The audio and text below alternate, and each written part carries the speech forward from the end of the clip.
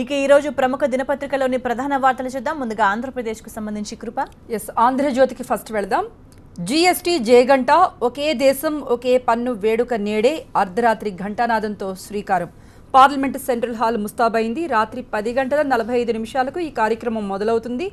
80 నిమిషాల పాటు సాగుతుంది ఈ సెషన్. రతన్ టాటా, అమితాబ్ బచ్చన్ సహా పలువురు ప్రముఖులు కూడా హాజరవుతున్నారు. కాంగ్రెస్, ఇతర విపక్షాలు మాత్రం ఈ సెషన్ను బహిష్కరించాయి అనేటువంటి ఒక ఆర్టికల్ దీని మీద ఉంది. పేదల ఇళ్లపై పన్ను పిడుగు పడుతుంది. కాంట్రాక్ట్ నిర్మాణాలపై 18% జీఎస్టీ మోత. సిమెంట్, స్టీల్, ఎలక్ట్రికల్స్ పైన భారం. లబ్ధిదారు అదనపు వ్యయాన్ని కూడా భరించాల్సిందే. నేడు రాష్ట్ర వ్యాప్తంగా ట్రేడ్ బంద్. మరోవైపు బ్యాంకు సేవలు బహుభారం. కేంద్రమే పెద్దన్న, సంపూర్ణ అధికారాలు దానికే. రాష్ట్రాలు కౌన్సిల్ పేరుకే, అమలు కమిటీకే అధికారాలు. అత్యవసరం పేరిట అప్పగింత. నేడు కౌన్సిల్ భేటీలో ఆమోదం. బ్యాంక్ సేవల బహుభారం అనేది కూడా ఒక ఆర్టికల్ మనం చూడొచ్చు. మరోవైపు ఆవుల పేరిట మనుషుల్ని చంపటమా, ఇది మహాత్ముడి సిద్ధాంతాలకు విరుద్ధం. గోరక్షణను బాపు చేసి చూపించారు. అంతా ఆయన బాటలోనే నడవాలి. చట్టాన్ని చేతుల్లోకి తీసుకునే హక్కు ఎవరికీ లేదు. ప్రధాని మోదీ హెచ్చరిక అనేది ఒక ఆర్టికల్ కూడా ఉంది. మరోవైపు మనం ఈనాడుకు వెళదాం. ఈనాడులో కూడా ప్రధానంగా జీఎస్టీ మీదే ఫోకస్ చేశారు. అపూర్వ వేడుక. నేటి అర్ధరాత్రి పార్లమెంట్ సెంట్రల్ హాల్లో జీఎస్టీకి స్వాగతం. హాజరు కాబోతున్న ప్రణబ్ మోదీ, రతన్ టాటా, లతా మంగేష్కర్. 2 దశాబ్దాల తర్వాత చిరస్మరణీయ పర్వం. అయితే ఈ ప్రారంభోత్సవానికి ప్రతిపక్షాలు మాత్రం దూరంగా ఉన్నాయి. మోదీ వ్యక్తిగత ప్రతిష్ట కోసమే ఈ తమాషా చేస్తున్నారు అని కాంగ్రెస్ కూడా విమర్శిస్తోంది. మరోవైపు అమలులో హడావుడి అంటూ వామపక్షాలు కూడా దీనిని విమర్శిస్తున్నాయి. అయితే దేశంలో పన్ను సంస్కరణలో ఇది అత్యంత కీలకమైనదిగా కేంద్ర ప్రభుత్వం చెప్పుకొస్తోంది. మరోవైపు దిగ్విజయంగా నింగిలోకి GSAT-17 ఏరియాన్ రాకెట్ ద్వారా ఉపగ్రహ ప్రయోగం. దేశ కమ్యూనికేషన్ సేవలకు ఊతం అనేది ఒక ఆర్టికల్ కూడా మనం చూడొచ్చు. మరోవైపు గో సంరక్షణ పేరిట హత్యలు తగవు. ఈ ఘటనలు నాకు ఎంతో బాధ కలిగించాయి. చట్టాన్ని చేతుల్లోకి తీసుకునే హక్కు ఎవరికీ లేదు. ఆవుల్ని రక్షించే ముసుగులో ఇతరుల్ని చిత్రవద చేయటం, ఇతరత్ర హింసలకు పాల్పడటం ద్వారా ఏమీ సాధించలేం అంటూ ప్రధాని సబర్మతి ఆశ్రమం 100 ఏళ్ల వేడుకలో మోదీ ప్రసంగించారు. ఆ ఆర్టికల్ కూడా ఈనాడులో మనం చూడొచ్చు. ఇక సాక్షికి వెళదాం. సాక్షిలో కూడా మెయిన్ ఈ రోజు అర్ధరాత్రి నుంచే జీఎస్టీ అమల్లోకి రాబోతోంది. దానికి సంబంధించి సెషన్ కూడా జరగబోతోంది కాబట్టి మెయిన్గా సాక్షి కూడా దీని మీద ఫోకస్ చేసింది. అంటే దేనిలో ఓరట ఉంటుంది, ఎంతో సందేహాలు ఉంటాయి, లాభమా నష్టమా అనేది ఒక ఆర్టికల్ దీన్ని ప్రచురించింది. నేటి అర్ధరాత్రి నుంచే జీఎస్టీ రెడీ 1, 2, 3 అని చెప్పేసి కూడా అంటే దాని యొక్క కౌంట్ డౌన్ కూడా స్టార్ట్ అయినట్టుగా ఒక ఆర్టికల్ ఉంది. మరోవైపు నేడు గరగపరకు వైఎస్ జగన్.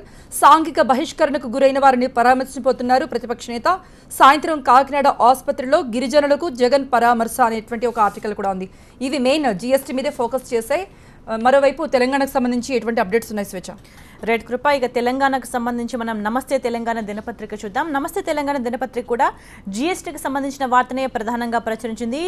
జనం గుండెల్లో జీఎస్టీ గుబులు అంటూ పార్లమెంట్ సెంట్రల్ హాల్లో అట్టహాసంగా ప్రారంభోత్సవ వేడుక జరగబోతున్న విషయాన్ని, ఈ కార్యక్రమానికి హాజరు కాబోమంటూ కాంగ్రెస్, లెఫ్ట్, ఆర్జేడీ, తృణమూల్ పార్టీలు చెప్పిన విషయాన్ని కూడా ప్రధానంగా ప్రచురించింది నమస్తే తెలంగాణ దినపత్రిక. ఇక గోరక్షణ పేరిట కొట్టి చంపడం సరికాదంటూ ప్రధానమంత్రి మోదీ చేసిన వ్యాఖ్యలను కూడా ఈ పత్రిక ప్రముఖంగా ప్రచురించింది. ఇక బీఫ్ రవాణా చేస్తున్నాడని జార్ఖండ్లో మాంసం వ్యాపారి హత్యకు సంబంధించిన వార్తను కూడా ప్రచురించింది.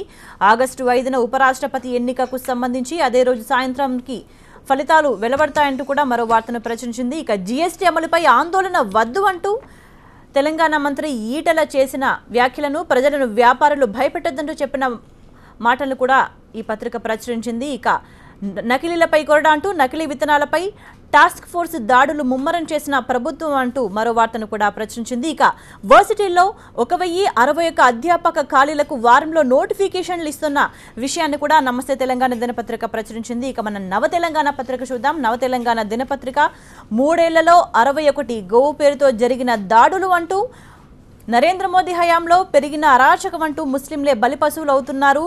ఇండియా స్పెండ్ నివేదికలో దిగ్భ్రాంతికర వాస్తవాలు బయటపడ్డాయంటూ ఒక వార్తను ప్రధానంగా ప్రచురించింది నవ తెలంగాణ దినపత్రిక.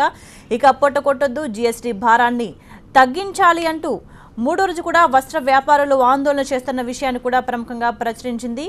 ఇక జనం గొంతుక టీ మాస్ అంటూ రాష్ట్ర చరిత్రలో ఇది చారిత్రాత్మకం, పోస్టర్ ఆవిష్కరణలో వక్తలంటూ మరో వార్తను ప్రచురించింది. ఇక రుణం కోసం నిరసన అంటూ గ్రామీణ బ్యాంక్ ఎదుట ఆదిలాబాద్ జిల్లాలో రైతులు నిరసన వ్యక్తం చేసిన వార్తను కూడా ప్రధానంగా నవ తెలంగాణ దినపత్రిక ప్రచురించింది. ఇవి తెలంగాణకు సంబంధించిన వార్తలు. ఎస్